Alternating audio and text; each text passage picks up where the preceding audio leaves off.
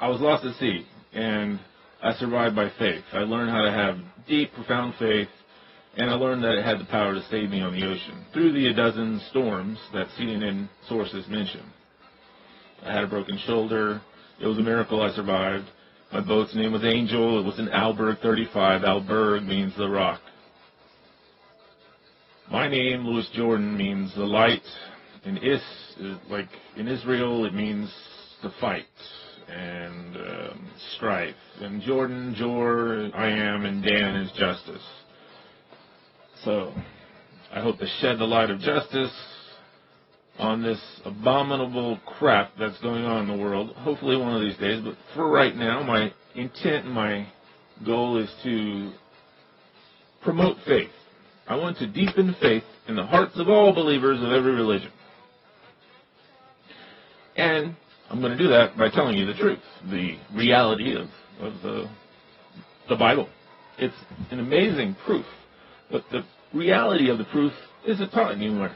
It's not taught anywhere. It's not teachable anywhere. I'm going to try to teach it, but I'm going to be a little, I'm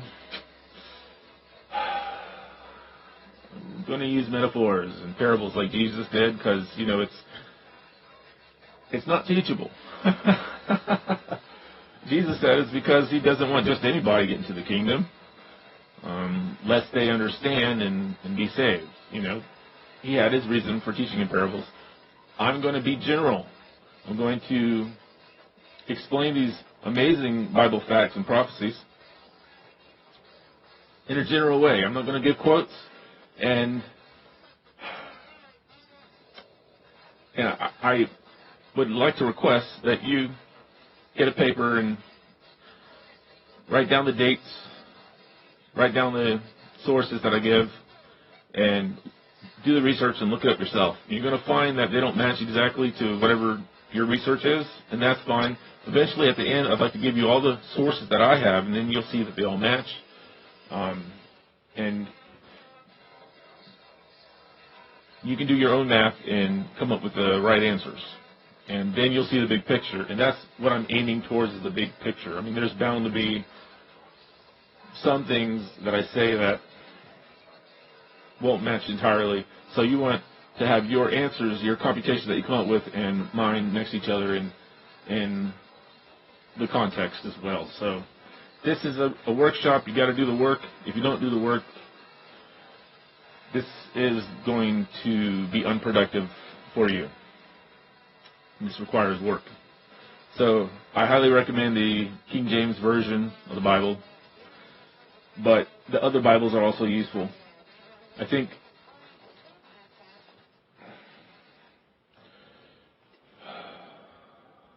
it's helpful, like a site like Bible Hub, where you can look at all the different translations.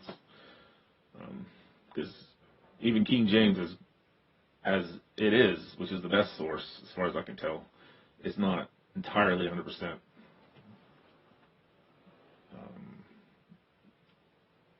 Yeah. The other ones are helpful too, especially when looked at in the big picture. So,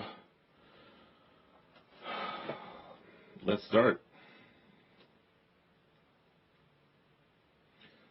So, this is basically how the Old Testament is.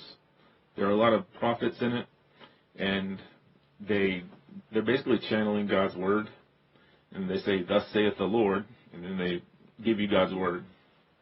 So what they say is inspired, and it's real, and the way that this is provable, the way that God proves this, especially Isaiah makes this point, is, a prophet has the ability to predict what's going to happen in the future if he's from God, and it comes true. So this is what we're going to focus on. Now, the Bible has a lot of prophecies, and they can be interpreted in many different ways, as they are. But the prophecies that involve numbers, that's where it's at. That's what I focus on. That's my main focus, because numbers can be crunched in only so many ways. It's not so subject to vast, varying interpretations. Numbers are concrete. If you got a Bible verse that says something's going to happen this many years from this point, and it happens, well, that's a miracle. And this is what happens repeatedly. But the way that most scholars interpret how these things were fulfilled,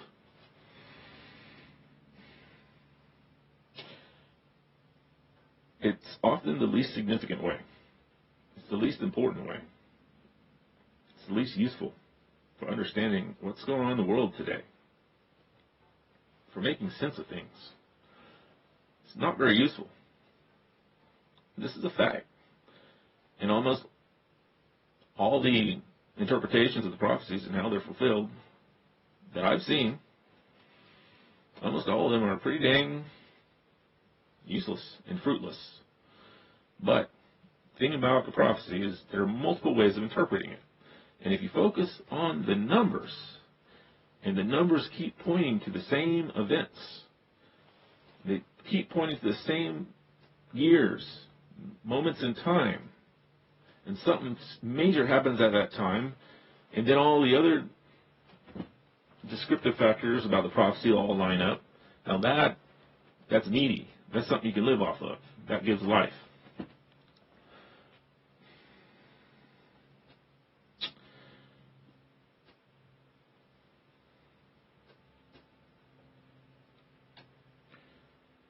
So that's what we're going to focus on. Because real life, true life, the concept of being raised up in the kingdom of heaven, the heaven of prophecy, the concept of rising from the tombs into real life is the life of faith, the life of believing in the true covenant of the day and age in which we live. That is our connection to God. We have to recognize the promised one of today.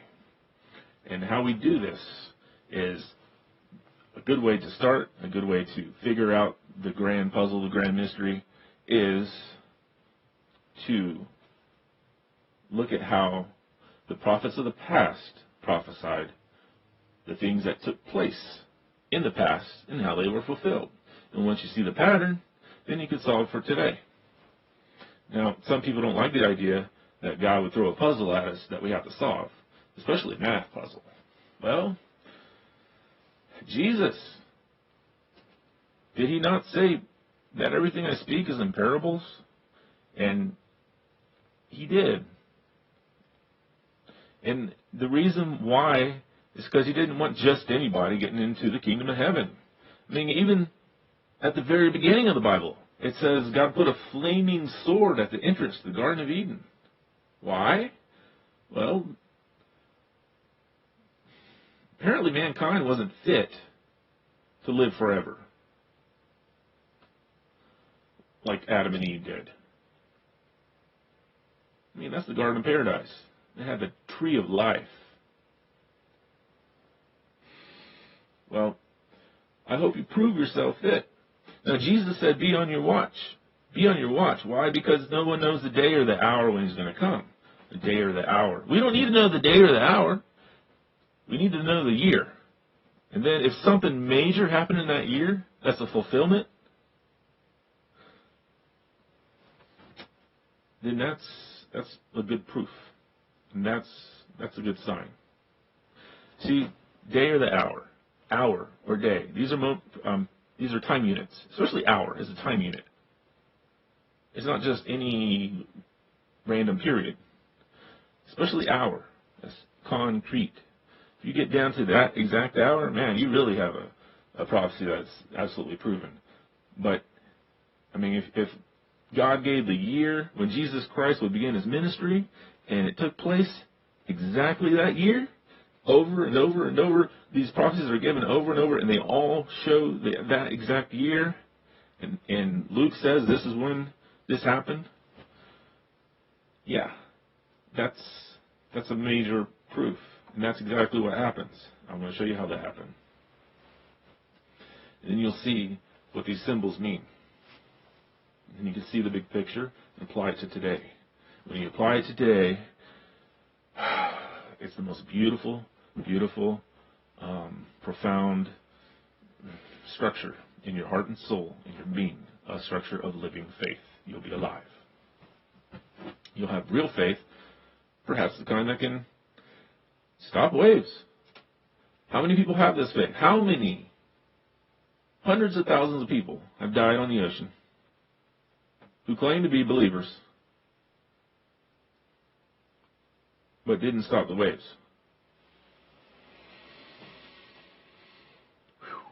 It's a lot. Thousands of ships, or hundreds of ships, depending on the source, have gone missing in the graveyard of the Atlantic alone. That's where I was found. Lost at sea. It's an amazing place when there's storms. Okay, anyways, focus, back on track. Let's start with the foundation that I love to start at, which is, you got 3 books in the Old Testament: Daniel, Hosea, and Joel. We'll start at Hosea. Hosea is amazing. He's the prophet who said, "My people die for lack of knowledge." Knowledge of what? He doesn't make it very clear. You look at the context, it's not clear what he's talking about. So, look for the keyword knowledge when you read Hosea. You'll see it's linked to prophecy. It's my people die for the lack of the knowledge of prophecy. And if you have the knowledge of prophecy, then you can figure out who the promised one is. That's how it was in the days of Jesus. If someone had the knowledge of prophecy and could see how Jesus fulfilled all the signs and times, they'd have it made. Jesus fulfilled the signs so perfectly. But most people didn't have that knowledge. They died. When Jesus was martyred on the cross, there was only one person who publicly declared his belief in him. It was a thief. Everyone else rejected him. That's how his body was crucified. There were no believers who said, I believe this is the promised one. Don't kill him. No one stood up for him. Okay. So now we can look for this knowledge. That's how important this is. It's the knowledge of life and death. Literally, as you'll see. This prophet Hosea, he talks about COVID-19. But you have to have eyes to see and ears to hear. You got to know what certain animals represent and where, what the biggest major symptom of the COVID-19 vaccine thing is. So, most people don't have the knowledge. They don't look. Well, Hosea is a miracle. It really is. So one of the things Hosea says about the coming of the promised one is there's this theme about a lion devouring somebody, especially the heart. Just eating him up. He's up there and just eating his heart. He's devouring him, just destroying him.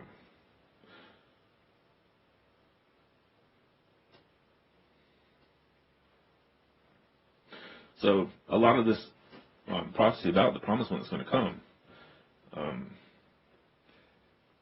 it's about Judah and Israel. Especially Israel was the worst of the sinners.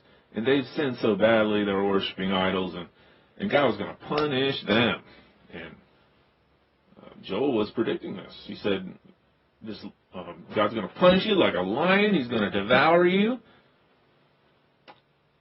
Now he's going to devour you in 30 days. He's going to devour you in a month. He says in a month. Along with the rest of the portions. And this is in particular about Israel and Ephraim. The nation of Israel and Ephraim. So, that's what happened. And according to the sources I'm going to give you later, which is Smith's Bible Dictionary, Lubat Edition, Haley's Bible Handbook, many sources. I'm going to try to leave out the sources right now, but they're good sources. Israel was devoured by the lion of the Syrian Empire in 721 BC. And it also states, when it's talking about the coming of the promised one, that it's going to come in 2 days. So you take 720 years from 721 BC, and you come to 1 BC.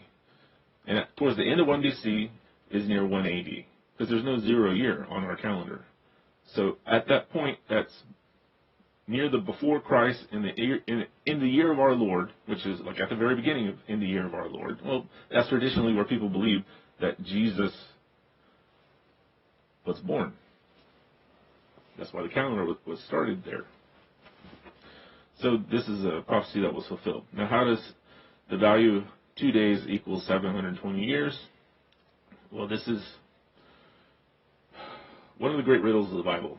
And Haley's Bible Handbook, which has been around for 95 years at present. Let's turn this back up. This guy's really distracting me. He goes into detail. He explains it very clearly. Other Bible scholars explain it clearly. This is commonly known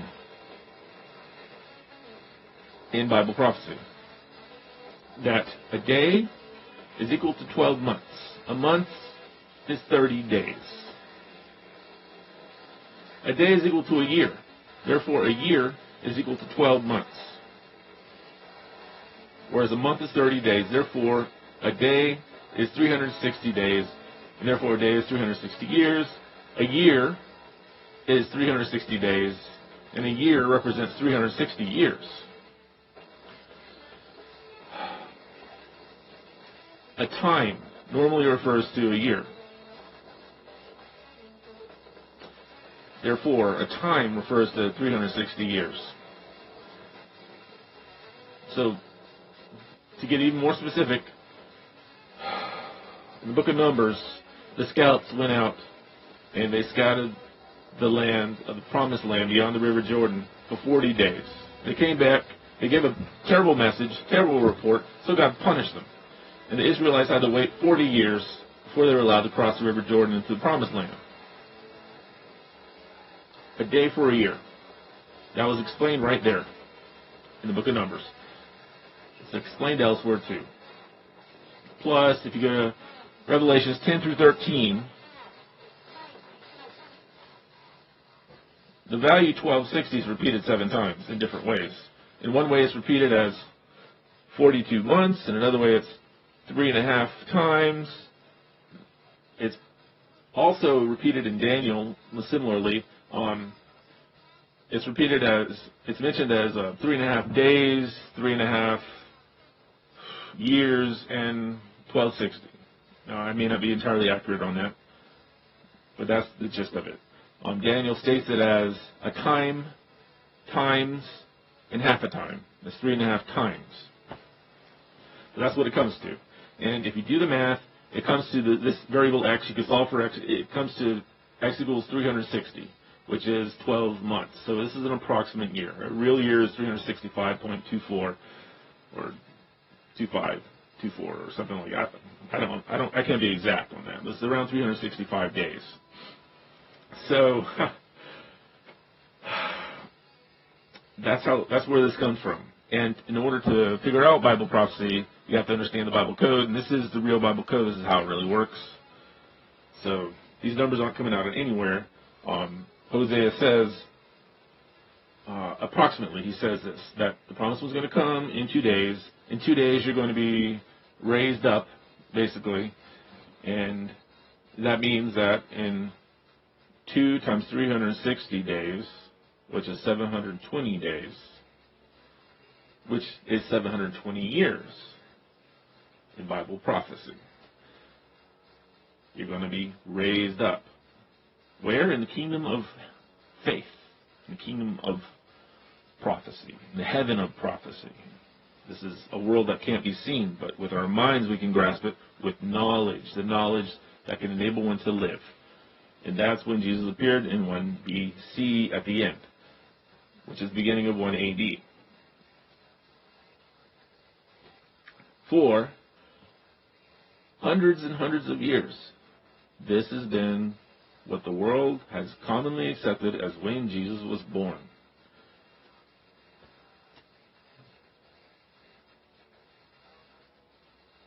Okay. This is so common, this knowledge is so common, we put our calendar based on it. We'll put the AD BC point right there. Now, recently, the scholars have tried to change that. Okay, so that's Hosea. That's a miracle he predicted 700 years before Jesus came, when he would come. He gives symbolism. He gives symbolism that's used elsewhere. Very important to understand. When it's talking about Jesus returning, he uses this symbolism. People are going to be raised up. Other symbolism it may use, likewise, it goes into detail about his return. Now, people normally think of such symbolism as when Jesus is going to return again in the future, they think. They're going to be raised into the sky instead of having a prophecy. Well, Hosea explains it, and Joel explains it too. These grand symbols that are so often used when people think of when Jesus is going to return. That's why this is important to understand. The world is expecting a fairy tale. The majority of the world is expecting a myth to occur. That this is like an idol that they've created in their minds. This is how Jesus is going to come. They're going to be raised up into the air, and they're going to leave behind. They have all these stories and movies called Left Behind. They have these terms, rapture, pre-rapture, post-rapture. They have their own mythology. They all believe in it. It's like a trap. They're grounded in the wrong stuff. And they're not going to be able to recognize the reality of the promised one as long as they're grounded in this. And there's a lot of money funding this concept because someone doesn't want them to know the reality, the real truth. Because then it'd be more difficult for them to steal.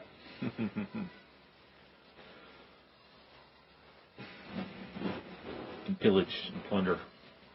I'm trying to free you from the plunderers.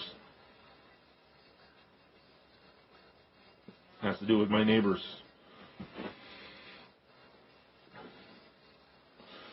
So, next book. I mean, okay. It's just too much to go into. The plunderers are freaking powerful. They're unbelievably powerful. And without morals and cruel. And they have corrupted religion so thoroughly, so terribly and horribly. And people are willing to die. They think the very standard of belief, the very standard of living forever, has to do with believing in this lie. That they're going to be raised into the sky and live forever in this world, someplace up in the sky. Somehow it has to do with up in the sky. Because they don't understand the most simple of prophecies, the very foundation of Hosea, the knowledge of why people die for lack of knowledge.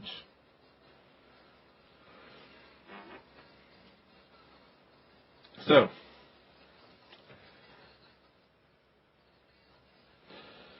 next book is Joel. Joel also points to the same point, the same beginning, the birth of Jesus, but he points to it a different way. Whereas Hosea points to it from a date in history of very significance, extreme significance. Well, Joel points to the same date in a different way. He points to it by the new calendar. And he also points to another date using the same method. So, in Hosea, it has this verse talking about the former and the latter rain, referring to the return of Jesus. Joel also mentions the former and the latter rain, but he says the former and the latter rain in the first month. So we have the former rain when Jesus was born, and Joel explains the symbolism there, that the rain is giving life to the withered plants, the withered wheat, and enables the new wine to be created, the new grapes. So this rain comes and revitalizes everything, which is revitalizing joy in the hearts of men in the temple of God. So this is talking about the covenant. This is our connection to God. These are symbols for our connection with God, which is the covenant. And this is what Jesus was. He was mankind's connection to God at that time. Very clearly. This is what was prophesied. So this was the former rain, because Jesus, in the heaven of prophecy, Jesus fulfilled these prophecies, that he'd be born of a virgin, his name would be Emmanuel. And Jesus, in the Greek language, means what Emmanuel means in the Hebrew language. So people had belief. And then they started hunting him down, and he had to escape into Egypt. So then there was the latter rain, when Jesus came back, and he started this new covenant. Testament, the word testament means covenant. He started this new testimony, this new covenant, when he began his ministry. Well, when did he do that? Well, let's refer to the book of Luke 3:23.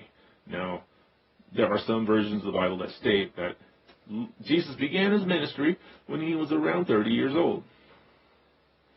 The King James Version doesn't state that, from what I've recently looked at, based on what I've seen. So, but many of them translations say this is when Jesus began his ministry, when he was 30 years old. So, this lines up with what Joel said. The former rain, when he was born, and the latter rain within the first month. The latter rain being when he began his ministry, and his teachings were bringing life to the hearts of the people and bringing joy to the hearts of men in the temple at the year 30 A.D. on the calendar. Whereas a day is taken for a year, the first month, 30 days, 30 years would be 30 A.D. on the calendar. Okay, so that's a miracle. Just having this information and how it all lines up is interconnected. They support each other. It's not just randomly selected in the Bible. It's Hosea, and then the next book, Joel. And the next prophet, Joel. That's amazing. But there's even more detail, because Joel gives a lot more symbolism about what happens when the promised one comes.